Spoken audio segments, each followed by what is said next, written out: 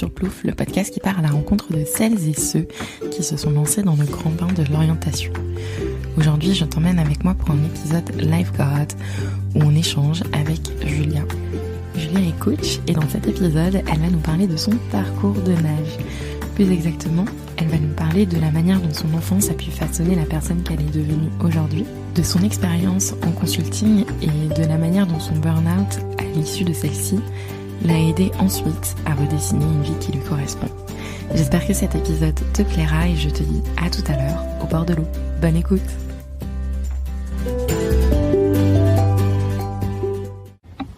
Bah écoute Julia, merci beaucoup d'être venue aujourd'hui, c'était trop cool. Je crois que mon esprit est un peu épuisé, mais je vais essayer d'avoir de la force pour être présente. Alors, merci de m'accueillir. Voilà, merci. Avant de commencer, je vais te poser la question que je pose à tout le monde et qui, j'avoue aussi, m'aide bien dans ma curiosité et dans mon inspiration dans la vie de tous les jours. J'aimerais savoir, quand tu étais plus jeune, tu voulais faire quoi ou tu voulais devenir qui? Très bonne question. Moi, j'ai toujours eu beaucoup de rêves différents. Donc, J'ai retrouvé un petit carnet il n'y a pas longtemps où j'avais écrit que je voulais être vétérinaire, parce que j'adore les animaux. Okay. Je voulais être danseuse orientale, parce que j'adore la danse et j'adore l'oriental. Trop drôle. Je voulais également être actrice. Ok. Mais aussi chanteuse. Et je voulais aussi rendre les gens heureux. Donc j'avais potentiellement pensé à tout ce qui était autour du mariage, wedding planner, des choses comme ça, où en fait on voit des gens heureux et on les rend encore plus heureux toute la journée. Ah, ok. Mais finalement c'est un peu aussi ce que tu fais aujourd'hui. C'est drôle, en t'écoutant je me disais en fait t'avais envie de devenir Mata Hari jusqu'à ce que tu parles de rendre les gens heureux. Je me dis bon c'est peut-être pas trop ça finalement. Mais génial. Donc, est-ce que maintenant tu pourrais peut-être te présenter un peu plus et me dire comment tu es devenue coach aujourd'hui? Est-ce que tu veux la version courte ou la version longue tout de suite maintenant? Je veux bien la version longue. Ok. Et je t'interromprai si j'ai des questions. Ça marche, n'hésite pas. Du coup, tout commence quand même à peu près, donc après cette envie de l'enfance de rendre les gens heureux, qui du coup venait, maintenant que j'ai fait de la thérapie, en fait, mes deux parents, ils étaient tous les deux directeurs d'école primaire. Et donc voilà, on était sur déjà sur une évolution sociale. Enfin, eux, ils venaient de familles pas forcément très riches, donc ils avaient déjà atteint un certain niveau social. Okay. Et du coup, ils avaient un peu à cocher les cases de la réussite de leur génération. C'est-à-dire d'avoir un statut reconnu dans le quartier, parce que c'est une figure un peu connue, le directeur d'école, d'arriver au sommet aussi de l'éducation nationale sur le côté passer d'instit à instit spécialisé à directeur spécialisé. Okay. Et puis d'avoir un salaire de bonne classe moyenne qui tombe tous les mois, même s'il n'y avait pas beaucoup d'évolution, un truc qui était assez safe, quoi. Ok. C'est trop marrant. Vu qu'on... Enfin, les gens ne le voient pas, mais qu'on enregistre dans une ancienne école primaire, c'est génial. Ouais, c'est vraiment un environnement que je connais, parce que j'ai vécu dans un logement de fonction dans une école primaire. Donc. Ok. Bref, tout ça pour dire que donc, c'est des personnes qui avaient coché les cases de la société, qui pourtant n'étaient pas foncièrement très heureux, je pense. D'accord. Parce que ils ont pas forcément travaillé non plus sur eux, sur leurs blessures, etc. Et donc, il y avait toujours un peu un truc un gap en fait entre ce que moi je voyais de ma famille dans des moments où on était très heureux et où tout se passait bien et tout ce qu'on avait aussi matériellement, etc. Et parfois quand je voyais mes parents qui se déchiraient ou qui luttaient contre leurs propres démons, où en fait en tant qu'enfant je trouve qu'on a beaucoup ce truc très pragmatique de mais ils ont tout pour être heureux, alors pourquoi est-ce qu'on n'est pas juste tout le temps heureux, quoi. Ok. Pourquoi est-ce qu'il y a toujours ces problèmes qui reviennent, ces difficultés, mes parents qui se crient dessus, ma mère qui est aussi dépressive, qui est dépressive chronique, qui était aussi alcoolique. Ok. Donc voilà, en fait, disons que je pense que c'est des choses qui ont forgé mon enfance aussi, et qui m'ont vraiment posé cette question de mais pourquoi les gens sont pas heureux alors qu'ils peuvent parfois déjà avoir tout pour l'être en surface. Ok. Et est-ce que tu vois, tu parles de tes parents qui se déchirent, de la dépression de ta mère, etc. Est-ce que la différence entre l'apparence que tu as en société, d'être heureux, de potentiellement avoir ce bon statut social, était vraiment différente de l'ambiance qu'il y avait à la maison, ou est-ce que tes parents pouvaient aussi se déchirer en public et ça avait rien à voir avec l'environnement? Non, justement, forcément non, mais effectivement il y avait vraiment une différence entre le côté social où tout était un peu parfait et tout machin, et le côté à la maison où il y avait parfois ce côté très sympa, parce que vraiment mes parents, j'ai eu beaucoup de chance dans mon enfance, j'ai passé des moments incroyables, ça pouvait être des super parents. Okay. Mais ils avaient aussi leurs failles et des difficultés à la maison qui étaient vraiment compliquées et qui n'étaient pas connues socialement. Donc j'étais aussi dans une certaine forme de solitude par rapport à ça, parce qu'en fait les gens ne savaient pas ce qui pouvait se passer dans le foyer, quoi. Ok. Voilà. D'où l'envie et le besoin de rendre les gens heureux. C'est ça, donc je pense que ça vient de là. Et je sais d'ailleurs que déjà à l'époque j'étais un peu une mini coach, parce que je me souviens qu'à la rentrée, tu vois, à chaque moment un peu charnière, j'étais en mode bon alors, on va prendre les choses en main. Papa, ça fait des années que tu veux maigrir. Qu'est-ce que tu mets en place pour maigrir? Maman, tu vas aller à la danse mais tu passes ta vie devant la télé. Quand est-ce que tu vas à la danse? Quand est-ce que tu t'inscris à un cours? En fait, je comprenais pas que les adultes veuillent des choses et qu'ils passent pas à l'action pour l'avoir, alors qu'ils en étaient. En fait, je voyais bien qu'ils avaient les cartes en main mais qu'ils le faisaient pas. Et moi, je connaissais pas tout le principe de juste on est des humains, et il y a une grosse différence entre ce qu'on veut et ce qu'on fait. Oui, et même potentiellement socialement on te construit d'une certaine manière, l'apparence dont on parlait, donc tu peux faire tout ce que t'as envie, mais tu t'oses pas non plus aller vers ça. Absolument.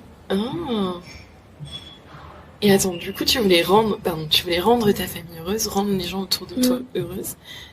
Et comment t'as évolué après? Parce que tout à l'heure, on a parlé, juste avant d'enregistrer, du fait que tu t'es retrouvée consultante dans une grande entreprise. Enfin, moi, c'est pas vraiment ma définition du bonheur. Mais donc, quel a été le lien? Oui. Alors ensuite, du coup, donc là, c'était vraiment mes rêves d'enfant. Okay. Moi, je savais pas trop ce que je voulais faire dans la vie. Comme je te dis, comme j'avais beaucoup d'aspirations, tu vois, le monde du spectacle, les animaux, les gens heureux, c'était assez dispersé dans ma tête. Donc j'ai toujours fait des trucs très généraux. Donc j'ai fait ES, ensuite je suis rentrée à Dauphine en management. Vraiment, j'ai essayé de garder toujours les portes ouvertes parce que je savais pas ce que je voulais faire.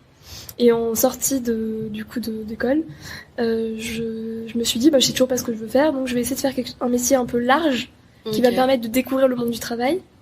Et consultant, faut pas oublier quand même que notre mission, c'est d'aller aider les gens, quand même. Ah, c'est vrai. Donc, faut savoir que c'était dans une petite boîte, c'était une PME, donc déjà c'était quand même pas du tout un gros cabinet. Je me suis très bien, c'était une boîte très sympa. J'ai gardé beaucoup d'amis de là-bas. C'était vraiment une ambiance cocooning et tout, très sympa. C'est juste qu'après on intervenait dans des plus grosses boîtes et que c'était des environnements de travail qui moi me parlaient beaucoup moins. Mais c'est vrai que la vocation des associés à la base, c'était des associés qui venaient de gros cabinets qui justement avaient voulu recréer un truc à taille humaine. Où il y avait un peu cette ambiance école de commerce aussi, tu vois, où il y avait beaucoup de soirées, beaucoup de team building et tout. Donc c'était plutôt sympa. Et leur vocation, c'est vrai que ils nous la transmettaient d'aller aider les entreprises, les accompagner dans leur changement. Donc il y avait quand même une volonté de venir en soutien et de faciliter le changement, etc.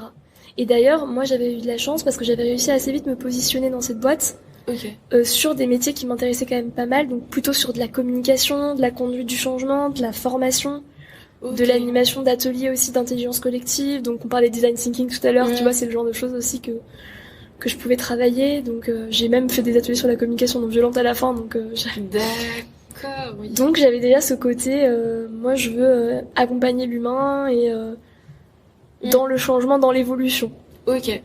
Donc tu ne savais pas ce que tu voulais faire, mais tu le savais quand même au fond de toi. En tout cas, j'ai suivi sûrement un peu inconsciemment un désir que j'ai pas forcément formulé. D'accord. Voilà. En plus, c'est vrai que cocooning et consulting, dans mon esprit, c'est pas des pratiques que tu fais nécessairement rimer. D'autant plus que j'ai vraiment cette image de... Après, je pense que c'est assez cliché, mais tu vois des personnes qui sont habillés en costume, qui sont à la Défense. Enfin, moi, j'ai déjà pleuré sous l'Arche de la Défense, que j'étais pas du tout à ma place.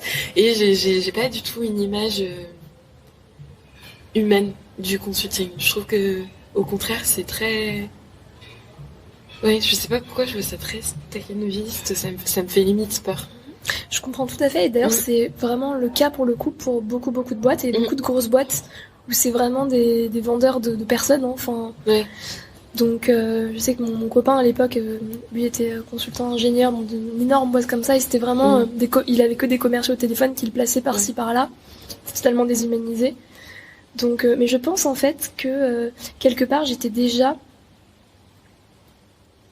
sans savoir ce que je voulais, je savais ce que je voulais pas, et donc je pense que j'émanais déjà quelque chose de moi-même qui faisait qu'ils n'ont pas réussi non plus à me mettre dans des missions trop staccanovistes, tu vois. En fait, quand je disais que j'étais contente d'être sur ces métiers-là, c'est quand même que les 90% du cabinet, ils bossaient sur des ERP, sur des Enterprise Resource Planning, c'est des gros logiciels. D'accord. Il y avait beaucoup de... Enfin, vraiment, on était beaucoup aussi en maîtrise d'ouvrage, ça veut dire on faisait le lien entre les développeurs sur certains logiciels et les clients. Et donc, sans développer nous-mêmes, il y avait quand même beaucoup de missions qui étaient liées à juste des développements logiciels, de fonctionnalités sur des métiers de comptable, de finance, des trucs quand même très éloignés de moi, de mon univers, un peu créa et tout. Et donc, je pense quand même que je suis arrivée et j'ai réussi un peu à faire ma place. Il y avait une direction innovation qui s'ouvrait, j'ai été beaucoup là-dedans, j'ai fait un stage puis une alternance. Enfin, j'ai réussi à serpenter dans cette boîte aussi pour me retrouver toujours sur des trucs le plus alignés possible avec moi dans le cadre de cette boîte, disons. Donc déjà, j'étais un peu une exception dans mon cabinet parce que les gens, d'ailleurs, mes amis à l'époque me disaient souvent aussi dans la boîte t'as de la chance, c'est sur ces missions-là, nous aussi on rêve de faire ces missions-là. J'étais vraiment sur le 1% de missions qui était un peu chouette. D'accord. Du point de vue humain, transformation, etc. Je me suis quand même démerdée, je pense, et eux aussi, à mon avis, l'ont vu. Les associés étaient très intelligents et on en reparlait souvent. Je pense qu'ils ont clairement vu que s'ils voulaient me garder un peu, parce que j'étais un bon élément, ils me mettaient sur du logiciel. Je partais au bout de 2 jours. C'était beaucoup trop éloigné de mon univers, quoi. Oui. Donc je pense qu'ils ont aussi compris que mieux fallait me donner des trucs un peu plus créa, parce que sinon j'allais pas rester très longtemps. Ouais, c'est marrant parce que tout à l'heure aussi on parlait, tu vois, des habits, de Queer Eye, etc. Et là, tu vois, t'es habillée en plein de couleurs, tu parles de créativité, d'un milieu. Et je trouve aussi que c'est un truc très étonnant, moi qui t'ai rencontré maintenant, de me dire que t'étais dans un milieu où, en tout cas moi, la représentation que j'en ai, c'est pas du tout des couleurs qui partent dans tous les sens, quelque chose de très...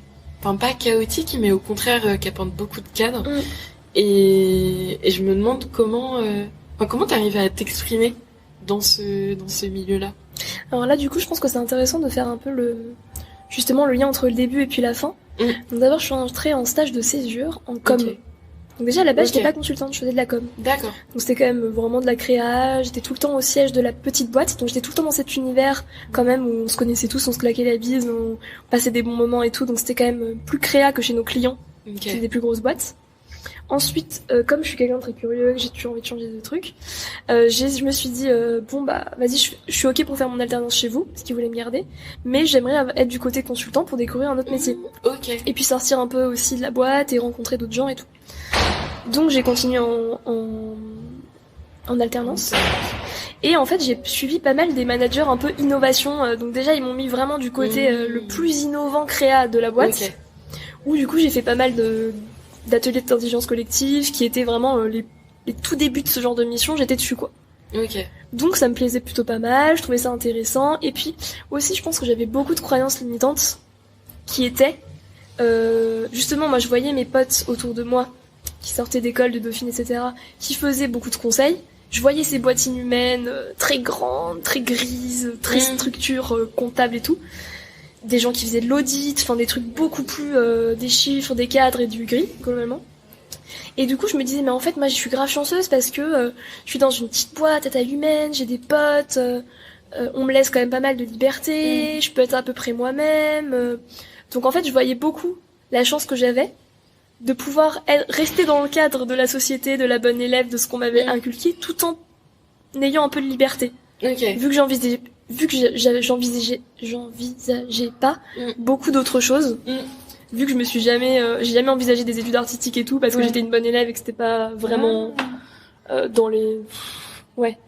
C'était d'abord, puisque t'es une bonne élève, fais des bonnes études, verrouille ce truc de t'as un bon diplôme, un master, et quoi qu'il, tu pourrais être employable, et ensuite, si tu veux t'amuser, fais donc. Mais, verrouille, et puis j'ai quand même deux parents enseignants. Déjà, mon père, j'ai dû batailler pour faire ES, parce que ES c'était la voie royale. Donc j'ai dû lui faire comprendre que je préférais avoir un bac ES mention très bien qu'un bac S mention assez bien parce que je suis nulle en maths et en physique et que ça m'intéresse ni d'Ève ni d'Adam quoi. Ok.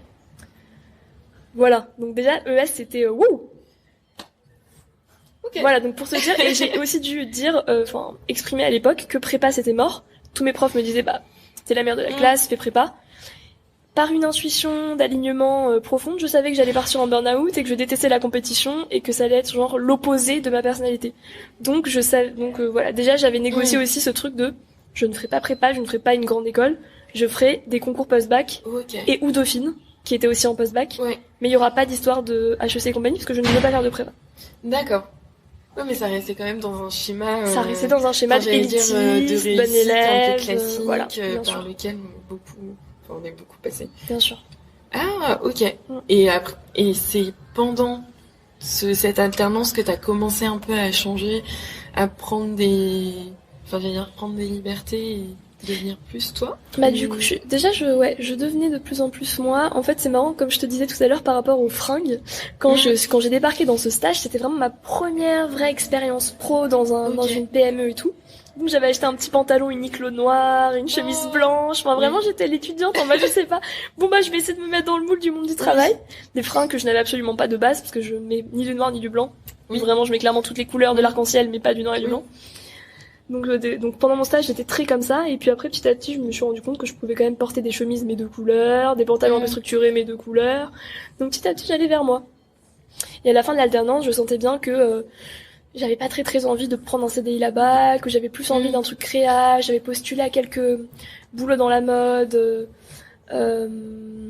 voilà, des choses comme ça. Pour autant, je savais pas exactement ce que je voulais, donc c'était un peu bizarre parce que d'un côté je voulais autre chose, et en même temps je savais pas vraiment ce que je voulais, donc c'était un peu difficile de postuler. Bon, j'avais quand même postulé à 2-3 trucs avant que mon alternance termine, et puis finalement, eux ils voulaient me garder. Et je me suis dit, en fait, je sais pas vraiment ce que je veux. Les quelques CV que j'ai envoyés fonctionnent pas parce que c'est rien à voir un peu avec mon parcours, quoi. Si je l'explique pas et qu'ils me rencontrent pas, en fait, c'est pas très cohérent. Et du coup, je me suis dit, je vais accepter ce CDI.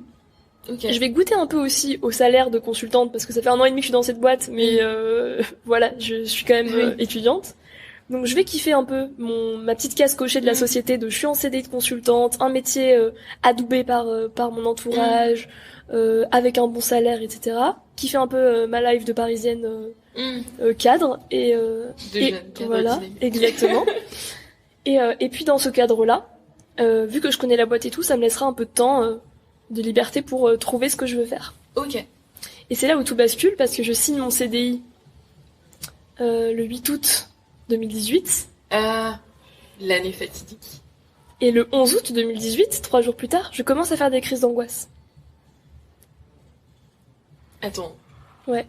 Aussi court ? On est vraiment sur du 3 jours. C'est-à-dire je signe mon CDI, 3 jours après, je fais des crises d'angoisse inexpliquées. D'accord. Ok. Et t'avais pas encore commencé ton CDI ? Non, c'était vraiment, je l'avais signé juste. Ok.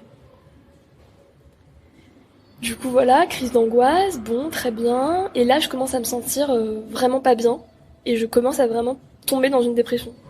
Ok. Totalement incomprise à ce moment-là. Parce que, faut savoir que moi, j'étais vraiment juvamine toute ma vie. Ça veut dire, j'étais là, je vais bien, tout va bien, je vais bien, tout va bien. Donc j'étais vraiment en full acceptation des émotions agréables, en total rejet de toutes les émotions désagréables. Ok. Donc, tout ce que j'avais pu vivre d'un peu difficile dans ma vie... globalement, j'étais un petit rayon de soleil. Et tout ce qui était un peu difficile, je disais non, je mets sous un tapis. Ça m'intéresse pas.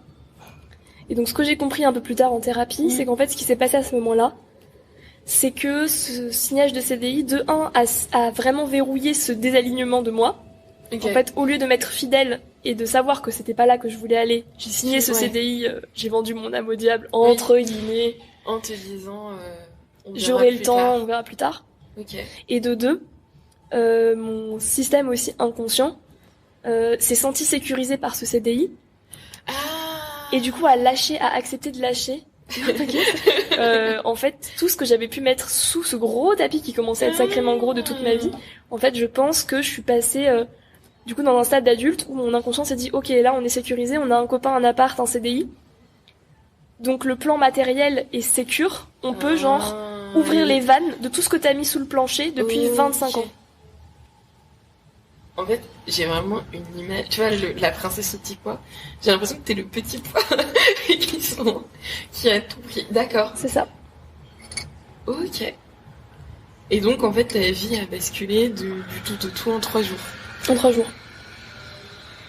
Et c'est peut-être une question indiscrète, je me rends compte, mais tout à l'heure, tu m'avais parlé de ton cancer. Ouais. Non, c'est pas du tout du col du fémur. Du Du fémur. fémur, ouais. Et ça me semblait déjà quelque chose d'assez énorme dans une vie. Et donc, j'ai du mal à voir, en ayant passé cette épreuve, enfin du moins moi je me le représente, tu vois, comme une grosse épreuve déjà, comment après tout est sous le tapis. Carrément. Bah du coup, je te réponds effectivement entre mes parents chaotiques et ma dépression, il y a effectivement ce magnifique cancer du fémur. En fait, à 15 ans, je découvre que j'ai un cancer du fémur. C'est un cancer qui est un cancer des os, qui est connu, qui est très bien traité si on le prend à temps, qui arrive à 200 jeunes en France par an et on ne sait pas pourquoi. Ok. Moi maintenant, je pense qu'en fait c'est du psychosomatique.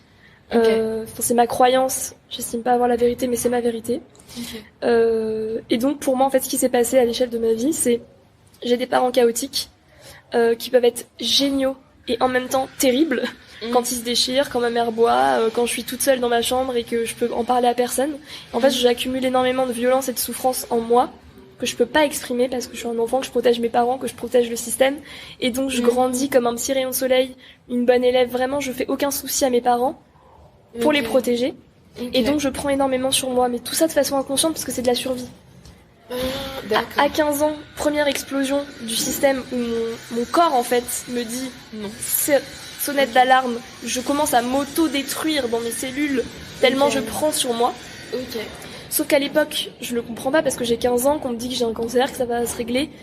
Et que je pense encore une fois plus à mes parents qu'à moi, c'est-à-dire j'étais plus inquiète pour mes parents, enfin je voyais mes parents tellement inquiets de leur enfant qui avait un cancer, j'étais encore en protection de mes parents sur leur inquiétude et j'ai carrément rationalisé, je me suis dit bon bah c'est un cancer mais en vrai on me dit que dans 1 an c'est réglé donc on va faire la procédure et très dans le mental, je me suis complètement déconnectée de mon corps. Donc une fois de plus je protège le système. Donc cette première sonnette d'alarme n'a pas résonné en moi, ne m'a pas fait comprendre qu'à un moment il fallait justement que l'attention soit sur moi et que je puisse m'exprimer.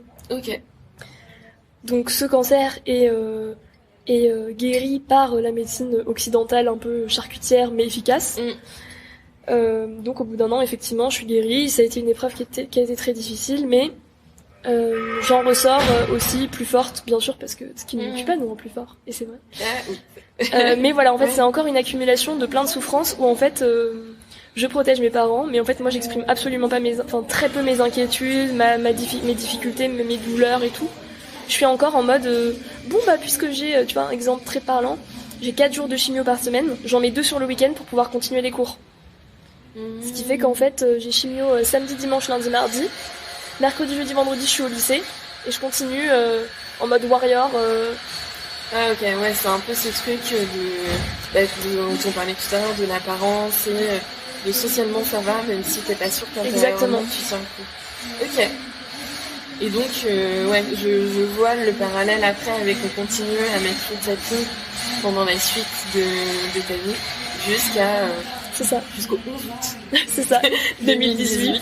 Où les vannes se sont ouvertes. Exactement, et donc là, les vannes de tout ce que j'ai mis sous le tapis, que ce soit de mon enfance ou justement du cancer aussi, me disent, là, puisque tu comprends toujours pas que ça ne va pas et qu'il faut que tu regardes aussi, en fait, que tu acceptes ton expérience d'humaine dans son entièreté, ça veut dire que tu prennes le positif et le facile, mais aussi le difficile. Désolée, j'espère qu'on entend malgré les petits travaux qui se passent à côté. Puisque tu n'acceptes toujours pas, on va te balancer une dépression dans la tête et on verra comment ça va maintenant. Ah ouais. Alors il faut savoir aussi que du coup après j'ai étudié les émotions et donc la dépression c'est un sentiment et les sentiments arrivent quand on n'accepte pas les émotions au fur et à mesure. Et donc le sentiment dépression, il arrive quand l'émotion tristesse n'a pas été traversée. Ça veut dire si je mets tristesse, je l'accepte pas, je la mets sous le tapis. Au bout d'un moment, il y a de fortes chances qu'il y ait une dépression qui arrive à un moment qui peut être totalement inopinée comme ça m'est arrivé où vraiment j'ai pas compris. Au début c'était horrible parce que je me sentais juste faussement bien mais je savais pas. Pour moi j'allais bien et du jour au lendemain j'allais mal. Ouais, vraiment pour moi c'était incompréhensible. Exactement. D'où après mon travail sur les émotions et le fait d'accepter les émotions parce que les émotions elles ont cet avantage d'être passagers. Donc en fait si on accepte de les traverser elles passent mais si on n'accepte pas de les traverser elles s'accumulent et se transforment en sentiments. Qui est du coup plus profond et plus difficile à passer. Okay. Par exemple, je donne un exemple qui est un peu plus facile et quotidien. Si t'exprimes pas ta colère au fur et à mesure, moi j'ai un exemple très simple je vivais en coloc avec ma meilleure pote, que j'adore, j'aime d'amour. Comme j'ai beaucoup de mal à exprimer les choses négatives, difficiles, je lui ai jamais dit... tu vois, je gardais toujours pour moi les trucs un peu relous de la coloc, qui sont juste normales. Genre, t'as pas lavé ce truc, ça m'a saoulé de faire ça, il y avait ta chaussette qui traîne. Tout ça, je le gardais pour moi. Parce que je me disais, attends, mais c'est mon meilleur ami, on s'en fout des chaussettes, tu vois. Donc j'accumulais un petit peu de colère, et en fait un jour je me suis rendu compte que j'avais du ressentiment pour elle. Toutes mes petites émotions de colère, comme je les ai pas traversées, se sont transformées en un sentiment. Un sentiment c'est pas inébranlable, hein, on peut le traverser, mais c'est juste que c'est beaucoup plus installé, beaucoup plus difficile de passer outre une fois que ça arrive. Et donc je me suis rendu compte un matin, je me suis réveillée, je me suis dit putain mais en fait elle me saoule, et j'étais en mode merde, je ressens du ressentiment pour ma meilleure pote juste parce que je lui ai pas exprimé les conneries au fur et à mesure qui moi me rendaient en colère, juste parce que c'était pas juste parce que j'exprimais pas mon besoin ou que je posais pas ma limite sur des petits trucs, tu vois. Je l'ai noté et je viens d'avoir un énorme déclic. Ok. Ah, grave intéressant. Et comment t'as fait alors enfin, pas comment t'as fait, mais déjà, comment tu t'es sentie pour traverser cette phase de dépression? Alors du coup, comme je te disais, c'est très dur parce qu'en fait, je suis vraiment passée de mon système qui tient par des petits bouts de ficelle. Vraiment, j'imagine ça, tu vois, comme un château de cartes. Où j'avais mon appart, mon mec, mon boulot, qui me correspondait pas vraiment, mais qui était là, tu vois. Enfin, bref, ma vie un peu qui n'était pas alignée, mais qui était mon système sécurisé, quoi. A vraiment un sentiment profond de mal-être, d'incompréhension, d'angoisse, beaucoup de crises d'angoisse. Et puis aussi un vrai sentiment de crise identitaire profond. Ça veut dire que je ne savais plus qui j'étais, je savais plus ce que je voulais, j'étais perdue. En fait j'étais vraiment, je ne sais plus, Julia Malek, je ne sais plus qui c'est, je suis perdue, je sais pas qui c'est cette femme. En fait je me suis tellement j'ai tellement construit une vie qui était pas alignée avec moi que je me suis perdue.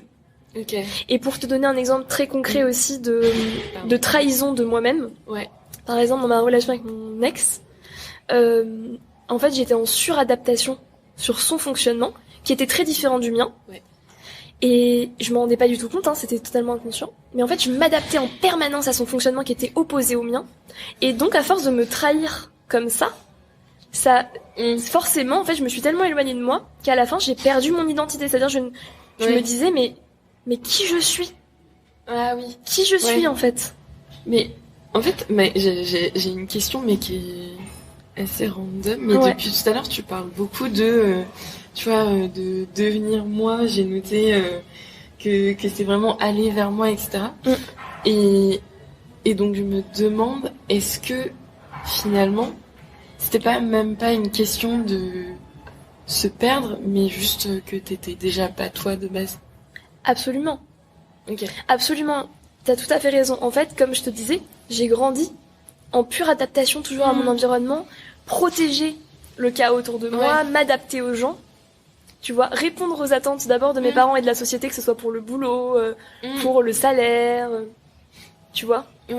Effectivement, de toute ma vie, j'ai toujours été en adaptation et je me suis jamais mise en priorité sur ce que moi je voulais vraiment. Donc c'était vraiment une accumulation de trahison par rapport à moi-même qui a aussi créé cette crise identitaire de mais en fait qui je suis dans tout ça, dans toutes ces attentes et dans toutes ces adaptations et dans tous ces... Je m'imagine, tu vois, comme un petit bonhomme qui essaye d'avoir les 8 bras de Shiva pour régler les fuites d'eau, tu vois. Ça fuite partout et je règle les problèmes de tout le monde et je m'adapte. Oui. Et j'ai plein de bras pour tu vois, je m'adapte à mon copain mais je m'adapte à mes parents et puis je m'adapte à la société et puis je fais pas trop de vagues et puis je suis toujours sympa et puis je parle jamais de mes émotions. Et en fait, j'implose parce que c'est juste pas possible en fait de tenir comme ça, d'être en équilibre tout le temps. Ok. Et donc, est-ce que, enfin, parce qu'aujourd'hui, je vois, t'as l'air vraiment aux antipodes de la personne que tu décris. Est-ce que t'as réussi à mener cette découverte identitaire sur un temps donné comment t'as réussi à un peu sortir la tête de l'eau? Parce que j'imagine que quand tu prends un tsunami comme ça, tu bois quand même pas mal la tasse. Absolument, très belle métaphore, c'est exactement ça. C'est les nageurs, les nageuses. On est dans la piscine. Bah écoute, justement, c'est pour ça en fait que j'en ai parlé, parce que c'est vraiment le basculement de ma vie vers le développement personnel. En fait, j'ai toujours eu des stratégies de survie, de solutions. Donc en fait, quand je me suis sentie extrêmement mal et que je comprenais pas pourquoi, je me suis dit, ok, je n'aime pas du tout cette situation, c'est extrêmement désagréable et j'ai très peu envie de vivre ça. Donc je vais tout faire pour m'en sortir le plus rapidement possible. Et donc j'ai vraiment utilisé tous les leviers à ma disposition. Donc je suis allée voir un psy déjà, je me suis dit bon, première chose, je vais voir un psy. Deuxième chose, je vais bouffer du développement personnel. Mais vraiment, je vais manger tous les podcasts possibles et imaginables, les livres. Vraiment voilà, j'ai tout donné là-dessus pendant plus d'1 an sur le développement personnel. Et aussi, je me suis énormément appuyée sur mes amis. Ça a été un soutien immense. Et en fait, c'est la première fois de ma vie que j'ai demandé à l'aide autour de moi. En fait, je me suis rendu compte que j'aidais tout le temps les gens. Mais que moi, j'avais quasiment jamais parlé de mes difficultés. Même auprès de mes amis les plus proches. Alors que je sais qu'ils étaient totalement là pour ça. Et que c'était vraiment moi juste qui ne parlais pas. Mais ce qui n'allait pas parce qu'en fait, juste je le niais. Et donc je me suis beaucoup appuyée aussi sur mes amis pour discuter, pour parler de mon mal-être, pour parler de mon incompréhension, etc. Et c'était pas trop... Bon après j'imagine que quand t'es au fond du trou, rien n'est trop difficile, mais c'était pas trop difficile justement de switcher et d'oser aller leur poser des questions, parce que j'imagine que quand tu te construis une identité sociale, c'est aussi difficile d'en sortir et de pousser un peu les murs. Ça a été très difficile, mais je dirais que j'ai commencé vraiment par les amis les plus proches qui eux-mêmes m'avaient confié, tu vois, des difficultés et tout, et où je savais qu'il y aurait pas de jugement et tout, et j'ai vraiment, je pense, à quelques amis extrêmement proches qui m'ont aussi vraiment sauvée à ce moment-là parce que parce qu'elles étaient là pendant mes crises d'angoisse, parce que je pouvais leur en parler, parce que je pouvais leur partager aussi juste cette incompréhension et cette incertitude sans forcément avoir de réponse, mais juste leur dire je me sens hyper mal, je comprends pas pourquoi, c'est horrible. Et elles me disaient ok, bah on est là, appelle-nous, bah viens, on va manger une glace et ce sera toujours ça de prix quoi. Ah c'est bien. Et est-ce que tu t'as osé aussi te tourner vers tes parents? Tu étais en rupture aussi avec le schéma familial dont tu parlais au début, avec le cadre de la réussite qu'on t'a inculqué. Écoute oui, je les ai appelés, je me souviens justement quand j'ai commencé à faire des crises d'angoisse, comme je sais quand même que mes parents avaient pas mal de blessures et tout, c'était un peu désangoissé. J'ai appelé mon père et j'ai appelé ma mère et je leur ai demandé chacun individuellement est-ce que vous avez déjà fait des crises d'angoisse. D'accord. Et donc ma mère m'a dit que non. D'accord. Donc ça m'est déjà arrivé une fois de l'appeler en crise d'angoisse pour qu'elle me rassure et tout. Mais elle m'a pas donné des clés là-dessus. Là où mon père, on a un fonctionnement assez similaire sur ce côté très jovial, très social, très drôle à l'extérieur, pour aussi cacher ce côté foncièrement angoissé à l'intérieur. D'accord. Et donc en fait il m'a beaucoup aidé effectivement, et donc je partage ces clés qui m'ont aidé sur les crises d'angoisse et sur l'angoisse en général. D'accord. Il m'a donné un grand tips qui est en fait d'extérioriser l'angoisse. L'angoisse c'est vraiment un petit vélo qui roule à l'intérieur et qui prend de l'ampleur, c'est une boule de neige en fait. Donc ça prend énormément d'ampleur quand on sait dans notre tête et qu'on est enfermé là-dedans. Mais dès qu'on le sort, que ce soit tout seul en écriture, que ce soit en parler à quelqu'un, que ce soit même juste marcher dehors, voir que le monde continue de tourner, que les gens sont attablés, boivent des verres et que la vie continue. En fait, c'est de sortir de sa tête et de se rendre compte qu'en fait, à l'instant T, aujourd'hui, maintenant, tout de suite, tout va bien. D'accord. En fait, une angoisse, c'est quelque chose, c'est une anticipation de catastrophe. Et donc, si on arrive à revenir à l'instant présent, ça aide à se rendre compte qu'en fait, dans l'instant présent, tout va bien. D'accord. Et que si on a une angoisse, c'est que justement, il y a quelque chose qui va bien et qu'on a peur de le perdre. Justement. Si j'ai peur de, par exemple, de mourir, si je fais une crise d'angoisse sur je vais mourir, c'est qu'en fait, je suis en vie et que je suis hyper attachée à la vie et que j'ai peur de la perdre. Si je fais une angoisse sur... qu'est-ce que je sais pas, je prends des exemples. Par exemple, sur je vais devenir folle. C'est des trucs classiques de crise d'angoisse. Je suis en train de devenir folle parce que, bref, c'est une crise d'angoisse classique. C'est parce qu'en fait, aujourd'hui, je sais que j'ai une vie assez saine et que j'y suis attachée. Donc on peut aussi revenir à qu'est-ce qu'on a peur de perdre et aujourd'hui se rendre compte qu'en fait, c'est le cas. Et que tout va bien. D'accord. Donc, la gratitude qui combat très très bien la peur, de 1, et de 2, l'extérioriser, qui aide énormément à stopper l'engrenage de la boule de neige. En fait, ce qu'il faut savoir avec le cerveau, qui est hyper intéressant, c'est que le cerveau, il fait pas la différence entre ce qui est vrai et ce qui est faux. D'accord. Le cerveau, si on lui donne une pensée, pour lui, pensée égale réalité. Ok. Donc, c'est super cool justement dans les méthodes de visualisation. Si je me dis, je gagne déjà 10 000 € par mois en tant qu'entrepreneur, le cerveau va le croire, donc s'il va le manifester d'autant plus dans la vraie vie, il va trouver toutes les opportunités pour confirmer ce biais positif. Mais de la même façon, si je me dis putain, je vais devenir folle, ou je vais mourir, en fait, il va vraiment penser qu'on a un danger de mort, et donc il va activer du coup du stress, des palpitations. En fait, toutes ces réactions de crise d'angoisse, c'est juste ce qui nous prépare à fuir ou à combattre. En fait, c'est comme si on était face à un vrai lion dans la savane, quoi, cerveau archaïque, et qu'il fallait qu'on ait un pic d'énergie pour fuir le lion ou le combattre. D'accord. Oui. En fait, c'est des sentiments de survie. Exactement. Assez primaires, mais contre lesquels on n'est pas du tout armé pour. Absolument. Et c'est pour ça que le fait de l'extérioriser permet de stopper ça et de dire au cerveau, en fait, c'est pas grave. C'est qu'une pensée. Tu vois, si je reste dans ma pensée de je vais mourir, oh putain, ça fait effectivement, et en plus nous, tu vois, du coup ça s'auto-confirme, c'était en mode, mais oui, j'ai des palpitations, mais oui, je vais faire une crise cardiaque, mais oui, en plus j'ai super chaud, mais oui, et donc en fait tu pars dans l'angoisse, dans vraiment la crise d'angoisse, alors que si tu dis, putain, je vais mourir, alors par exemple, exemple très précis, depuis que j'ai eu un cancer, je suis devenue hypocondriaque sur certains trucs. Ok. Je l'ai accepté, avant j'étais pas du tout comme ça, et maintenant parfois, sur un truc à la con, genre, une fois j'avais mal à l'oreille, je pense que c'est à cause du masque, force de porter des masques, j'avais mal à l'oreille, vraiment truc débile. Et première pensée que j'ai eue, c'était je vais mourir. Suite à mon cancer, on t'annonce un truc très dangereux qui arrive du jour au lendemain. Bref, j'ai compris en thérapie que souvent on peut avoir ensuite des crises un peu d'hypocondrie quand dans ta vie t'as eu un événement brutal comme ça, de danger mortel. D'accord. C'est juste un trauma, c'est ok.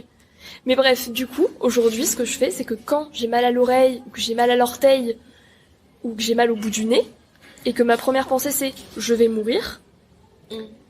J'arrive à le voir, déjà grâce à la méditation, j'encourage la méditation qui permet de voir tes pensées arriver. Ok. Et donc j'arrive à juger que ce n'est pas réaliste comme pensée par rapport à mon symptôme. D'accord. Et donc tout de suite je vais aller en parler, je vais dire à mon copain, putain voilà j'ai mal au bout du nez, je crois que je vais mourir. Ou à ma coloc. Ou à mon collègue.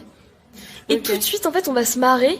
Oui. Parce que lui va me dire c'est complètement con, moi je vais me dire écoute je vais pas me juger parce que je sais d'où ça vient. Je vais dire j'ai eu un cancer, je sais que c'est un trauma classique, donc je me prends dans mes bras, je me fais un petit câlin de réconfort, je sais que c'est ok, mais juste je stoppe le truc avant de me dire mais bien sûr que je vais mourir, mais c'est sûr, mais c'est sûrement une tumeur du bout du nez, mais sûrement que je l'ai pas découverte et qu'en fait il est trop tard et que je vais ou bien que je vais mourir sur place parce qu'en fait c'est genre un truc qui va me provoquer un arrêt cardiaque dans la seconde et bref, je stoppe le truc avant que ça. Donc voilà, si vous avez des crises d'angoisse ou que vous voulez bosser sur l'angoisse, n'hésitez pas à me contacter, on en parle, je suis devenue experte en crise d'angoisse. Ok. Ah. Voilà. Mais c'est génial, parce que c'est vrai que c'est ce que je te disais tout à l'heure, tu vois, moi j'ai un côté ultra germaphobe. Enfin, ultra. J'ai un côté germaphobe. Et j'ai mis au point des petites techniques pour pouvoir, à mon échelle, vivre avec ça. Et des fois détourner le regard quand je vois que quelqu'un ne fait pas ci, ne fait pas ça, ou au contraire de me dire ok. Enfin, des fois, ça arrivait à ok, cette personne, elle s'est bouffée, elle a touché ça, je vais attraper un rhume, je vais rester des années au lit et je vais mourir. Et alors qu'aujourd'hui, je me dis juste, ok, moi, je vais mettre masque, je vais prendre un gel, soit qui sent très bon, soit qui pue, mais où je me dis ça va marcher, et ce sera beaucoup plus simple après. Mais c'est plein de choses auxquelles on pense pas nécessairement. Mais trop bien, putain, j'ai moi-même, voilà, comme quoi on peut dire des grands mots sur ce podcast. Mais ouais, trop bien ces références à l'angoisse, que je pense que beaucoup de gens l'ont. Mais personne m'en a jamais parlé, donc comme moi... C'est hyper important. Ouais, comme moi, j'en vis pas. En plus, je suis vraiment très très mal placée pour pouvoir essayer d'aider les gens là-dessus. Donc, merci beaucoup. En parler, c'est vraiment le premier pas et c'est extrêmement libérateur, vraiment. Mais c'est comme sur le côté d'être perdu dans sa vie, de pas forcément savoir, c'est le plus dur, mais ce qui aide le plus aussi. Absolument. Ah oui, et donc je boucle la boucle. Tu disais que tu avais commencé à parler justement autour de toi de ces questionnements identitaires, que tu avais commencé une thérapie. Et après, est-ce que tu t'es aussi fait aider d'autres manières pour pouvoir un peu surmonter ces nouveaux sentiments et un peu compléter le travail de thérapie? Ça s'est passé comment? Absolument, donc du coup je dirais qu'en fait ça a commencé à aller mieux au bout d'à peu près 6 mois. Ok. Avec le psy que j'ai vu, puis toutes les ressources de développement personnel, dont vraiment je recommande beaucoup le podcast Change ma vie, qui du coup a changé ma vie aussi. Oui, change ma vie. Et donc avoir cette information, vraiment un des trucs qui m'a le plus soulagée, c'est d'avoir cette information de nos pensées créent nos émotions. Donc c'est ce que je viens de dire, le cerveau ne fait pas la différence entre une pensée et la réalité. Okay. Donc nos pensées créent nos émotions, et nos émotions créent notre réalité, donc nos actions. Okay. En fait, le mot émotion, ça vient du grec mauvais, enfin bouger quoi. Okay. Et donc ça veut dire que les émotions sont l'unique raison pour lesquelles les humains bougent leur cul. Ah, ok. Je m'attendais pas du tout à cette coupe. Mais en fait, il faut savoir que vraiment, l'humain, on est un animal très simple. Okay. On ne fait des choses que pour ressentir des émotions positives ou éviter des émotions négatives. Ce sont les seuls drivers de pourquoi on bouge notre cul tous les matins. D'accord. Il faut le savoir. Ok. Et donc, une fois qu'on sait ça... Donc tous ces trucs de mission de vie, trouver ce qui nous motive le matin, en gros, c'est trouver soit ce qui nous évite d'être en PLS ou au contraire, ce qui peut nous aider à nous ressentir cette émotion, ce shot d'endorphine tous les jours. Okay. Absolument. Et donc en tout cas, moi, c'est vraiment une prise de conscience qui m'a énormément aidée, de me dire en fait, je peux changer ma réalité et mes actions en changeant mes émotions, et pour changer mes émotions, je peux changer mes pensées. D'accord. Un exemple très simple que je donne souvent, c'est la météo. En fait, s'il pleut, un matin je me lève, il pleut. Si je me dis putain, je déteste quand il pleut, voilà, je vais pouvoir rien faire de ma journée, je vais être bloquée parce que je peux pas sortir, je peux plus faire du coup l'événement que je voulais faire, rencontrer cette personne, donc je vais être chez moi, je vais me faire chier toute la journée. De fait, on va du coup pas sortir, annuler nos plans, avoir le seum et rester dans son canapé à bouconner toute la journée et passer une journée de merde. Oui. Prophétie autoréalisatrice. À l'inverse, si je dis oh, aujourd'hui il pleut, et moi ça tombe bien parce que de temps en temps j'aime bien quand il pleut, parce que c'est l'occasion justement de plutôt bosser sur des choses un petit peu intérieures. Je me pose dans mon canapé, je me mets un gros plaid, je me prends un chocolat chaud et c'est une journée vraiment plus je bosse sur mon entreprise ou je bosse sur moi, et puis c'est très bien, ça me fera une petite pause de la partie sociale, de courir partout parce que de toute façon j'ai pas très envie de sortir. Mais on va sûrement passer une journée hyper cocooning, on va être avec notre petit plaid, on va se faire un chocolat chaud, on va bosser sur notre petite com ou sur notre petit canapé tranquillement, et on aura passé une journée hyper sympa en prenant la pluie juste comme une contrainte et un cadre dans laquelle on peut exprimer notre créativité et nos envies. Et donc c'est un exemple très parlant et simple de se dire qu'en fait, selon la pensée que j'ai eue, merde il pleut, ça m'empêche de faire des choses, ou chouette il pleut, c'est l'occasion de faire certaines choses en particulier ou en priorité. Du coup, dans le premier cas, j'ai eu des émotions négatives de déception, de colère, voilà. Donc, je vais avoir des actions qui vont aller dans le sens de la colère, du refus, de la déception, etc. À l'inverse, j'ai eu des émotions du coup de bien-être, de calme, de recentrage, d'alignement, de prise de soin de soi, etc. Du coup, je vais avoir des actions qui vont s'aligner avec ça. Ok. Ah, mais ça rejoint un peu ce qu'on était en train de se dire aussi avant sur la question du vocable et comment notre langage façonne aussi un peu notre réalité et notre grille de lecture. Absolument. Parce que si tu te dis que un truc est de la meuf, ah bah oui, voilà, qu'il pleut, il commence à pleuvoir voilà, justement. Comme actuellement. Et ouais, que c'est pas forcément bien ou qu'il faut absolument que tu fasses tel truc. Ça peut être handicapant pour la personne si jamais, j'arrive pas à terminer ma phrase, mais j'allais dire si jamais justement ça te met dans un état d'esprit négatif. Ok. En fait, c'est important de se rendre compte que tout ce qu'on vit, toutes les circonstances de vie sont neutres et c'est nous qui colorons avec nos pensées ce qui se passe. La pluie n'est pas bonne ni mauvaise. La pluie, elle existe juste, c'est juste la pluie. Il n'y a pas de... D'ailleurs, j'essaie par exemple d'arrêter de dire il fait moche ou il fait mauvais. C'est déjà un jugement en fait. Il pleut, c'est juste ce qui se passe. Qu'est-ce qui se passe? Il pleut. Si je dis il fait mauvais, c'est déjà dans un jugement de j'estime que la pluie c'est pas bon ou que ça me plaît pas. Alors que tu vois, je pourrais très bien dire quand il pleut, je pourrais très bien dire oh aujourd'hui il fait cocooning. Oh aujourd'hui il fait Noël. J'en sais rien, tu vois, chacun sa définition. Mais en fait c'est important de se rendre compte que c'est nous qui colorons tous les événements de notre vie. D'accord. Oui. On peut toujours faire, et c'est pour ça d'ailleurs qu'on parle toujours de ce truc de est-ce que c'est un échec ou un apprentissage, comment est-ce qu'on parle de des choses, tu vois, moi quand je dis ce qui me tue pas me rend plus forte, tu vois, est-ce que je vois mon cancer du fémur comme putain mes parents c'était des connards et j'ai pas pu m'exprimer et à cause d'eux j'ai été malade, ou est-ce que je me dis waouh, en fait je suis allée tellement dans l'adaptation que j'en suis arrivée à m'auto-détruire de l'intérieur. Et en fait, la vie a essayé de me montrer plusieurs fois que ça n'allait pas et que j'étais pas en train de prendre soin de moi.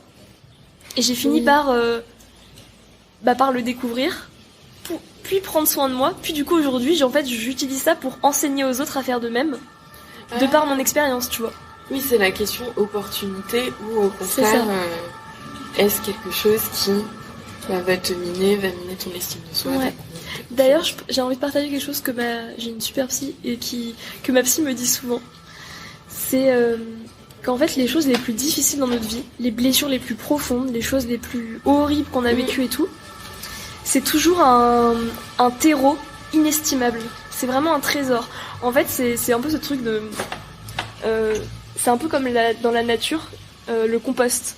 C'est-à-dire que nous, tous nos déchets, notre caca et vraiment tout ce qui nous semble le plus répugnant, les fruits pourris et tout, en fait si on les laisse un petit peu maturer dans la nature, et ben ça devient un engrais exceptionnel. Et de la même façon, toutes nos épreuves dans la vie, c'est souvent ce qui nous permet d'avoir des expériences extrêmement riches, et que si on les laisse un petit peu infuser et qu'on travaille dessus, en général, ça fait un thé de verre de fou. Exactement, et ça fait de nous quelqu'un qui peut partager en général des choses très puissantes qui nous sont propres et uniques parce que nous sommes les seuls à avoir vécu spécifiquement ce genre d'expérience, quoi.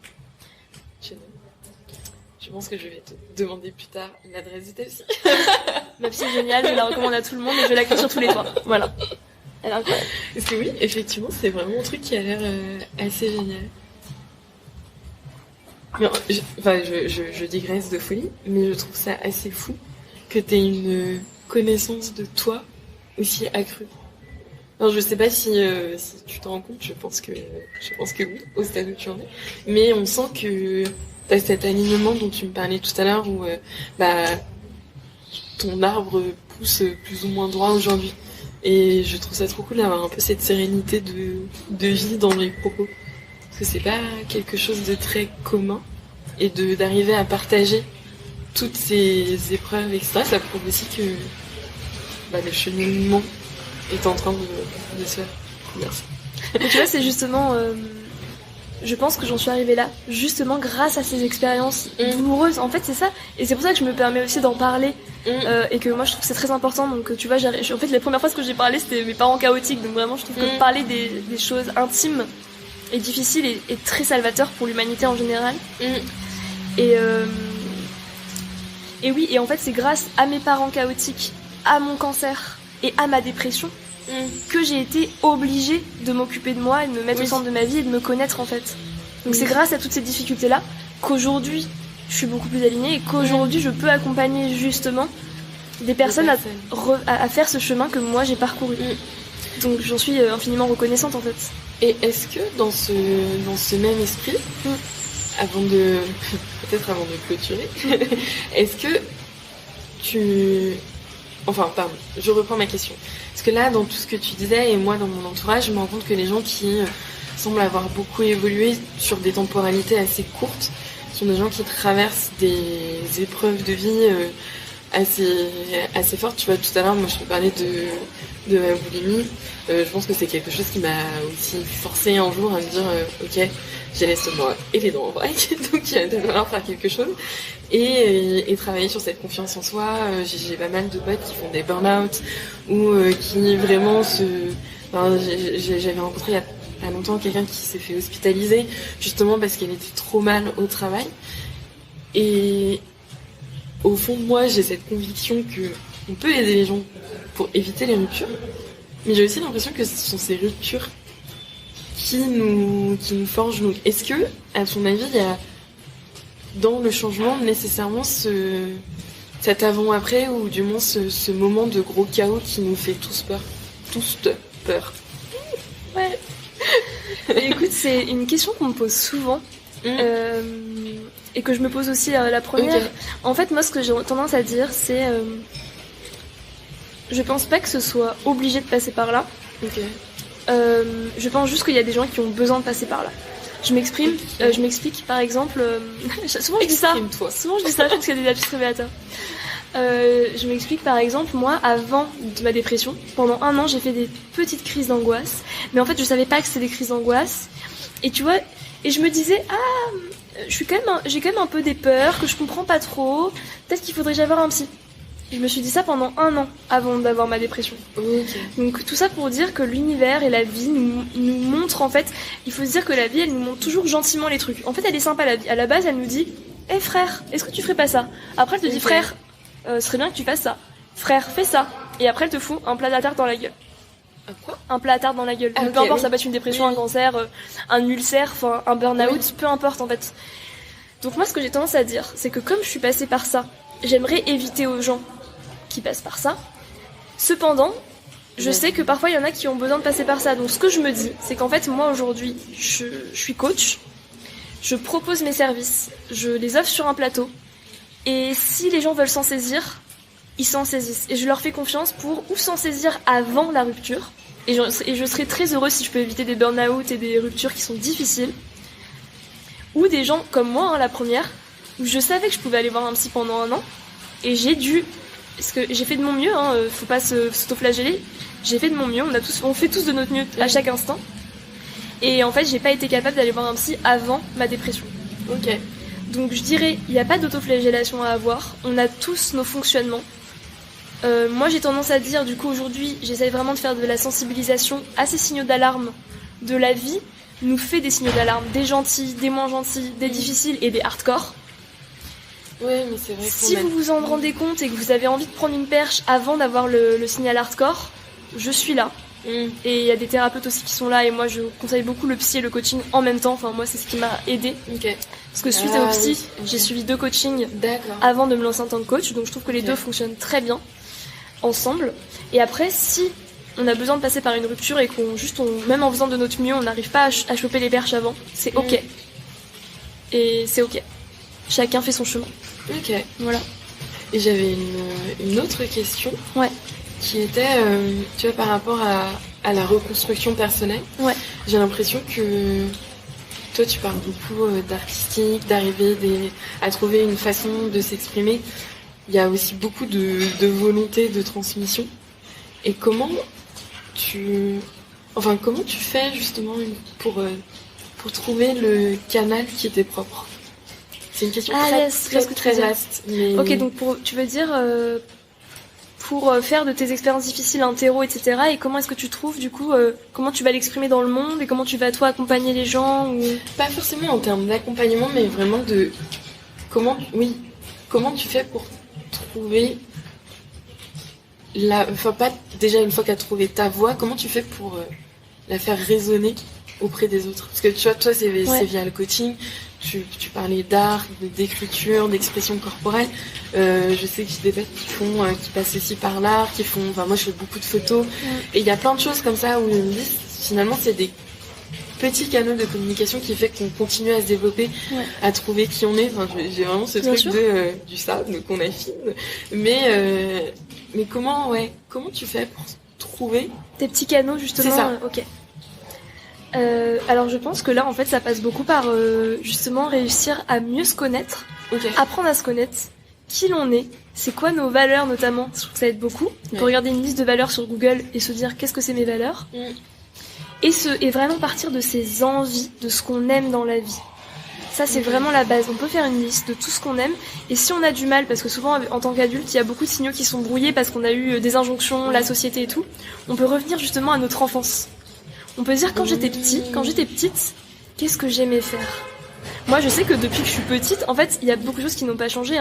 J'ai toujours aimé chanter. Aujourd'hui, je suis partie d'une comédie musicale, qui d'ailleurs, du coup, me permet de chanter, danser et jouer la comédie, ce que j'avais comme rêve quand j'étais petite. Ah, mais oui. Le côté accompagner des gens au bonheur, je l'ai fait en tant que coach. Et le côté proche des animaux, là, j'essaie de trouver une association pour m'occuper des animaux. Donc, c'est des choses qui sont restées, en fait. Donc, on peut se reconnecter à ses rêves d'enfant et à ce qu'on aimait faire enfant, si on a un petit peu du mal, et on peut aussi réfléchir en tant qu'adulte, qu'est-ce qui nous fait envie, qu'est-ce qui nous donne envie, et investir ces différents lieux de notre vie.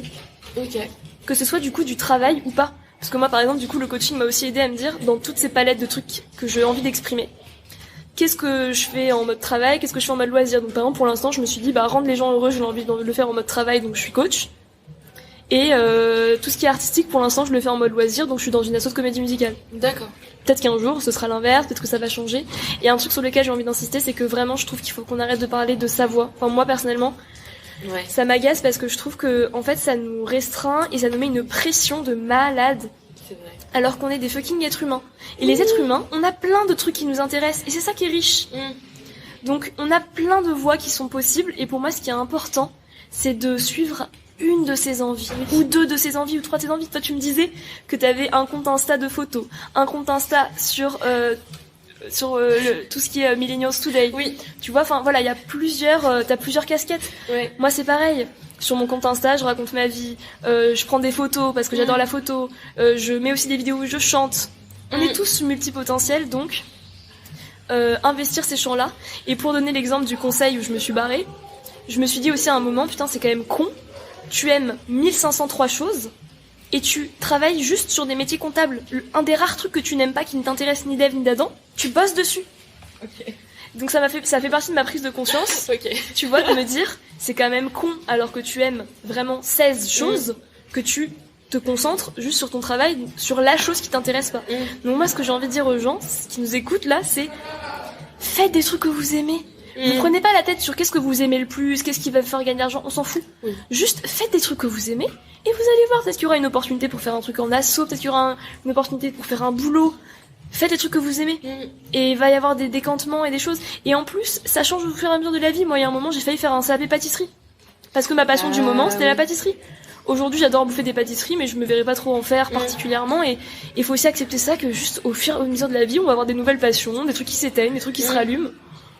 Être en fluidité là-dessus, quoi. C'est trop beau cette image de lumière que tu utilises. Je sais que c'est celle que tu utilises aussi dans ton coaching, mais ça te va très bien de rallumer les lumières. Ça fait penser à Apollinaire. Et je sais pas du tout citer parce que j'ai oublié la citation entière. Mais merci beaucoup.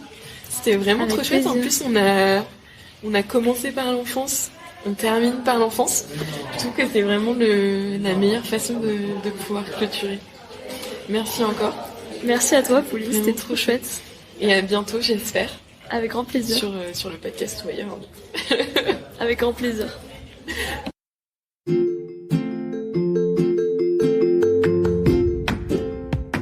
Et voilà, on arrive au bout de cet épisode. Merci à toi de l'avoir écouté. J'espère que tu en sors un peu plus inspiré et un peu plus outillé pour te lancer toi aussi dans le grand bain de l'orientation. Si ce sujet de quête de sens en fin d'études t'intéresse, je t'invite à regarder tous les liens que je t'ai mis en description de cet épisode pour que tu puisses avoir un meilleur aperçu de tous les contenus qu'on te propose avec Our Millennials Today. Et si jamais l'envie te prend toi aussi de t'installer dans notre piscine pour pouvoir parler de ton parcours ou simplement échanger autour de ces thématiques éducative et d'orientation, n'hésite pas à nous envoyer un email, j'y répondrai avec grand plaisir. En attendant, je te dis à très bientôt, les pieds dans l'eau.